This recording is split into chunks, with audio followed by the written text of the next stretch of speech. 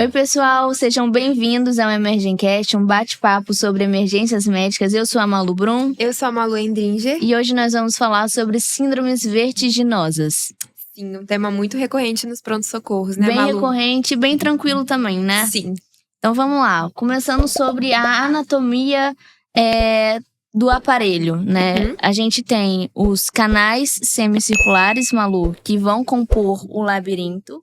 E nós temos a cóclea, que é a porção auditiva, né? Desses canais semicirculares, nós temos a porção anterior, a porção posterior e a porção lateral. Além disso, nós temos o utrículo, o sáculo. E também temos a ampola. Isso vai ser importante para a gente discutir um pouquinho sobre a VPPB depois. Beleza. E quando um paciente ele chega no pronto-socorro e fala que ele tá com tontura, a gente tem que saber também classificar essa tontura. Então, a gente tem a vertigem, que é aquela tontura rotatória, né? Então, o paciente sente que ele tá girando, que o redor dele tá girando também. A gente tem o desequilíbrio, que é a dificuldade de ficar em pé. Então, você vê que a marcha da pessoa tá meio oscilante. A pré-síncope, que é uma sensação de desmaio. Então, tem aquele escurecimento visual, sensação de desfalecimento. E a gente tem a tontura inespecífica, que é um mal-estar que não se encaixa em nenhuma dessas outras queixas. Perfeito. E além da tontura, a gente tem também que classificar se tem algum sinal, algum sintoma associado. A duração, que tá durando. Peraí. A duração. E além da tontura que o paciente vai se queixar, a gente tem que ver a evolução desse quadro, se tem algum outro sintoma associado, né? Náusea, vômito, se tem algum fator desencadeante. Então, foi depois de um movimento brusco que eu fiz com a cabeça, foi depois que eu comi alguma coisa, enfim. E é basicamente isso. Porque a partir desses conceitos que a gente tem, a gente já consegue separar nos grupos. E aí fica bem fácil da gente raciocinar. Quando a gente fala de uma síndrome vestibular episódica, nós estamos principalmente falando de quem? Da vertigem posicional, e aí entra a VPPB. E dos episódios recorrentes de vertigem, que pode ser de outras causas, né? Então, pode ser a MNR, entre outros que vão entrar aí. Esse que é da síndrome vestibular episódica, ela tem uma duração que vai ser de segundos a minutos. Então, aqui a gente já dividiu em um grande grupo. O outro grande grupo que nós temos são das síndromes vestibulares agudas. E aí aqui é importante a gente saber diferenciar se ela é de causa central ou se ela é de causa periférica. De causa central, nós temos o AVC de fossa posterior, né? Principalmente, esse daí é o principal diagnóstico diferencial que a gente vai ter que fazer, né? E os de causa periférica, nós temos o Hansen-Hunt, neurite vestibular e otite média. Isso aí. Deu pra entender esses dois grupos? Perfeito, Malu. E o exame físico, ele tem um papel fundamental nisso, né? Porque a tomografia, ela consegue ver bem uma hemorragia, mas se for uma isquemia, no AVC de fossa posterior em específico, ela não tem uma sensibilidade muito boa, né? Então, o exame físico neurológico vai ser essencial para diferenciar. Essencial. Então, recapitulando, esse score, ele vai avaliar o risco de ser um AVC. Então, logo na avaliação inicial, é importante que você fique atento a esse score, né? Para que você não perca o time ali, né? Do que pode estar acontecendo. Sim. Como que você vai classificar, né? De acordo com esse score. Se for menor ou igual a 3, esse paciente tem 1% de chance de ter um diagnóstico final de AVC. Se for numa pontuação de 4 a 7, tem uma porcentagem ali de 8,1% de chance de ser um AVC. O que é essencial, Malu, na avaliação da vertigem é o exame neurológico. Isso. Né? Porque às vezes o paciente, principalmente o paciente que não tem um déficit focal importante, então você tem que começar funilando ali para você poder não perder, né, esse AVC que ele é de fossa posterior. Que, como você falou, às vezes não vai pegar no exame de imagem. No exame de imagem. Então, a gente utiliza aquele mnemônico, né, no HINTS, né? O HINTS. O H e o I se referem ao Red Impulse, ou reflexo vestíbulo ocular. O N é do nistagmo. E por último, é o test of skill, né? Ou o desalinhamento vertical do olhar. E ainda tem um plus, né? Que as referências trazem, que é em relação à audição. Isso. Então, começando a falar rapidamente aqui sobre o Head Impulse, né? Você basicamente vai pedir para o paciente olhar para o seu nariz, então um foco. E aí você vai segurar a cabeça e girar para um dos lados, né? Primeiro, o objetivo é o quê? A pessoa continuar olhando para o foco, que no caso é o nariz do examinador. Caso ele tenha um atraso, então o olho acompanhe o movimento da cabeça e depois ele corrija e volte a olhar para o nariz do examinador, a gente vê que tem aí um distúrbio, né? Isso fala a favor de um distúrbio periférico. Malu, o nistagmo são movimentos involuntários rápidos que ele tem uma fase lenta. O que a gente tem que observar nesse paciente é a direção desse nistagmo. Então, você pede para o paciente olhar para cima e para baixo, para o lado e para o outro, e assim a gente vai avaliar. O nistagmo, que ele é de origem periférica, ele não vai alterar a direção conforme o olhar do paciente. Então, ele é um nistagmo unidirecional. Já o nistagmo de origem central, ele vai bater pro lado que o paciente olha. Sim. Entendeu? Então, ele é multidirecional.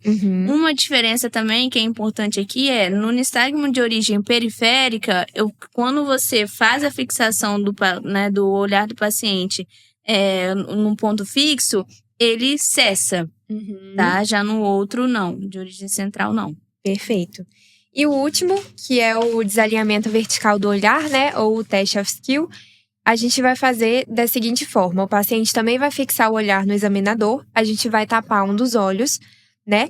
E aí, depois, quando a gente destapar, a gente vai ver se esse olho, ele tava, de repente, para baixo e ele vai voltar para a linha de base, igual o outro olho que estava destampado, ou se, de repente, ele tava para cima e ele vai voltar também à linha de base. Lembrar que o olho mais elevado a gente chama de hipertrópico e o olho mais deprimido a gente chama de hipotrópico. Então, se tiver esse desalinhamento, né? Então, se a gente vê o olho voltando de cima para baixo ou de baixo para cima, a gente vê que a gente tem uma vertigem de origem central. Ótimo. E aí, por último, que é o HITS Plus, né? Que vai avaliar a audição. Como que você vai avaliar? Vai fazer vai esfregar um pouquinho o dedo, né, no ouvido do paciente, aí vai avaliar a audição dele. Essa perda auditiva, ela é secundária à isquemia labiríntica, né? Porque o que acontece? A artéria labiríntica, ela é um ramo da circulação posterior que foi acometida por esse AVC, que é um AVC de fossa posterior. Então, por isso que tem essa perda auditiva. Agora, Malu, para a gente diferenciar as causas centrais e periféricas, juntando todas as informações. O Red Impulse, na causa periférica, ele vai estar alterado. Isso. Tá? O nistagmo, ele vai ser unidirecional, não vai ter alteração do nistagmo. E o test of skill, no periférico, vai estar normal. Já no de causa central, o Red Impulse vai estar normal. O nistagmo vai estar multidirecional, né? Não vai ser inibido com essa fixação do olhar que eu comentei. E o test of skill vai estar alterado. Isso. Sendo assim, quando você tem, determinou que ele é de causa central, o tratamento é tratamento de AVC. Isso. A gente não pode atrasar esse tratamento. Atrasar. Agora, quando ele for de origem periférica, aí a gente tem aquelas outras causas, sendo a principal delas a neurite óptica, né? Então, juntando todas as informações, Malu, pra gente poder diferenciar se ele é periférico ou se ele é de causa central, o Red Impulse nas causas periféricas, falando primeiro das causas periféricas, vai estar alterado. O nistagmo vai estar unidirecional, normal, e o test of skill vai estar normal também. Quando for de origem central, o Red Impulse vai estar normal, o nistagmo vai estar multidirecional e não fatigável com a fixação do olhar, e o test of skill vai estar alterado. E sendo assim, quando for de origem central, a conduta é tratar o AVC. Isso. A gente não pode retardar esse tratamento, né? Exato. E aí, se for de causa periférica, aí nós temos outras causas, né? Uma delas é a neurite vestibular, que a gente vai comentar um pouquinho agora também. Isso.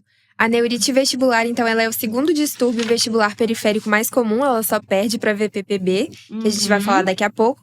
Ela comete igualmente homens, mulheres, né? A faixa etária principal aí é de 30 a 60 anos. E a pessoa vai chegar no pronto-socorro se queixando de uma vertigem de início agudo, que dura dias e tem uma melhora progressiva. Pode estar associada a náusea, vômito, desequilíbrio. E uma coisa que é interessante, a pessoa ela vai ter uma tendência a cair para o lado afetado, né? Então, se tem algum distúrbio do lado direito, a marcha da pessoa vai se direcionar justamente ao lado direito. E aí, o diagnóstico, então, é clínico. E para tratar esses pacientes, a gente pode usar, por exemplo, o dimenhidrinato, né? 50 miligramas, pode ser VO de 8 em 8 horas, ou meclizina de 25, via oral de 8 em 8 horas também, ou algum benzodiazepínico. Perfeito, Malu. Agora, você falou que essa é uma das principais causas, né? Agora, das principais causas que a gente tem no PA, né, nós temos ali as vertigens que são mais recorrentes, né? Então, dentre elas, nós temos a VPPB, né? Que é a vertigem posicional paroxística benigna, que é a principal causa de vertigem no mundo, tá? Então, ela pode ocorrer após um traumatismo crânioencefálico, neurite vestibular ou de causa idiopática também. O que acontece, né, nessa fisiopatologia? Nós temos os canais de cálcio, né, nos otoconais, que estão localizados ali na mácula do utrículo, que é um órgão responsável pela detecção linear, e eles vão se soltar, né? Eles caem desses canais semicirculares, sendo o canal posterior o mais comumente envolvido, então por isso que vai ocorrer a vertigem. Isso é importante, né? Saber dos canais do semicírculo posterior, esse que é o principal achado, assim, né? Do mecanismo dessa condição. Isso. E aí tem a vertigem paroxística, que ela vai ter uma duração menor do que 1 minuto. Então, quando esse paciente muda a posição da cabeça, ele vai ter os sintomas vertiginosos e vai ter uma duração menor do que 1 minuto. Para o diagnóstico da VPPB, a gente tem que conhecer o nistagmo desse paciente, né? Porque a gente tem que saber avaliar esse nistagmo, na verdade, né? Então, para diagnóstico, a gente vai utilizar manobras para isso, né? Então, nós temos o Dix-Hallpike, que é a manobra utilizada para diagnosticar a VPPB. Já para o tratamento, a gente vai fazer o tratamento com as manobras de Semont e de Epley. Isso. E só um diagnóstico diferencial, que ele é bem menos comum, né? É a doença de Meniere, que ela é uma doença crônica.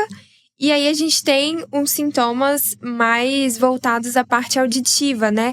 Então pode ter uma hipoacusia, zumbido, uma sensação de plenitude aural, vertigem, claro. E a gente também pode usar as medicações sintomáticas para o alívio desses sintomas. E aí nós também temos a migrânia, né? Que ela é uma causa muito importante, né? Das vertigens episódicas. Ela pode ser tanto espontânea como posicional. Ela tem uma duração variável de dias até semanas. E ela vai estar associada à enxaqueca, tá? De tratamento antivertiginosos, né? Ou se tiver alguma crise alérgica, algo do tipo, aí você direciona melhor o seu tratamento também em relação à enxaqueca. Perfeito, Malu. Acho que foi isso o episódio de hoje, né? Bem rapidinho. Bem rapidinho. Mas com os principais pontos pra gente conseguir diferenciar exatamente as vertigens de origem central e periférica. Então tá, pessoal, obrigada. Que vocês continuem acompanhando aí a gente, deixem seu like, acompanhem a gente nas redes sociais. Lembrando que nós temos os nossos cupons de desconto, tanto nos cursos da Medway, que são referência aí, né, nos cursos de residência médica. Temos cupom de desconto também, EmergenCash, no aplicativo da Calcmed, que salva a gente na hora do plantão. E nós temos a DocStage, que é a nossa parceria quanto à contabilidade médica, que a gente super indica também. Isso aí. Obrigada, então pessoal. É isso, até a próxima. Até.